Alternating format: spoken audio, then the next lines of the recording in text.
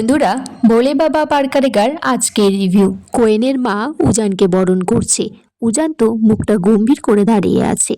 এদিকে রত্নজিৎ কুইনকে বলছে যে তুমি তো ওই মানুষটাকে চেনো না, সেও তোমাকে চেনে না, তুমি আমাকে চেনো, তুমি আমার সাথে সুখে থাকবে। কুইন তারপর রত্নজিৎকে বলে সেখান থেকে চলে যেতে। ও এইসব কথাগুলোর মনে রাখতে চায় না।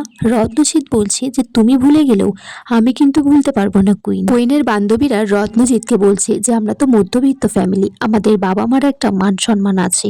তখন রত্নজিৎ বলছে আমিও তো মধ্যবিত্ত ফ্যামিলির ছেলে, তাছাড়া কুইনের ব্যাপারে আমার বাড়িতে সবাই জানে।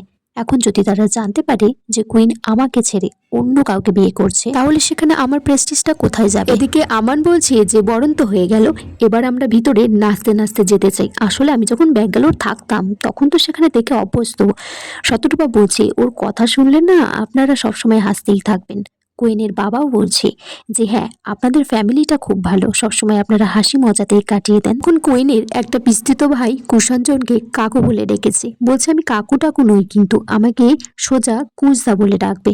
যাও একটা ভালো সাউন্ড সিস্টেমের ব্যবস্থা করো, ওই প্যান প্যানানি গান যেন না হয়। তারপর রত্নজিৎ কুইনকে বলছে যে আমি তো তোমাকে ভালোবেসেছিলাম, তোমাকে বিশ্বাস করেছিলাম যে তুমি আমাকে বিয়ে করবে। কুইন বলছে ভালোবাসাটা মিথ্যে ছিল না, কিন্তু রত্নজিৎ বলছে আজকের পর থেকে তো সেটা মিথ্যেই হয়ে গেল। কুইন তখন বলছে যে রত্নজিৎ আমাদের মেয়েদের জীবনটা অনেক হেল্পলেস হয়, আমি যেই বাড়িতে যাব সেখানে আমাকে অনেকটা মানিয়ে নিতে হবে। বান্ধবীরা তখন রত্নজিৎকে বলছে যে তুই কি জোর করে কুইনকে নিয়ে যেতে পারবি? রত্নজিৎ বলছে না, নিয়ে যেতে পারবো না, কিন্তু দেখতে এলাম শেষবারের মতো যে কুইন আমার সাথে যায় কিনা। এদিকে কুইনের ঠাম্মি উজানকে বলছে যে এদিকে দেখো, আমি কিন্তু তোমার বড় গিন্নি হই, আর তোমার ছোট গিন্নি কুইন সে তো ঘরে আছে। তোমার ছোট গিন্নির সাথে শুভদৃষ্টি করার আগে এই বড় গিন্নির সাথে একবার শুভদৃষ্টি করে নাও। উজান তখন কিছুই করছে না, মুখ ভারী করে দাঁড়িয়ে আছে।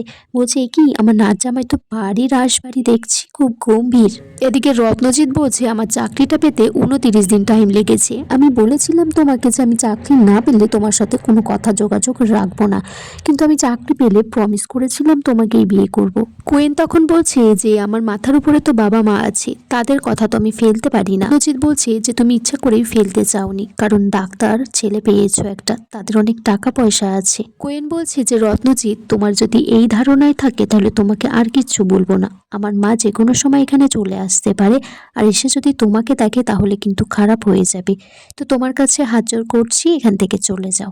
কেয়া তারপর তার মাকে বলছে যে ওই দিদির একটা বন্ধু আছে না কলেজের, কি নাম যেন, রত্নজিৎ, ও তো দেখা করতে এসেছে, ওকে আমি ভিতরে দিয়ে এলাম। কোয়েনের মা তখন বলছে কেয়াকে যে তুই আর কাজ পেলি না, ছেলেটাকে ভিতরে দিয়ে এলি।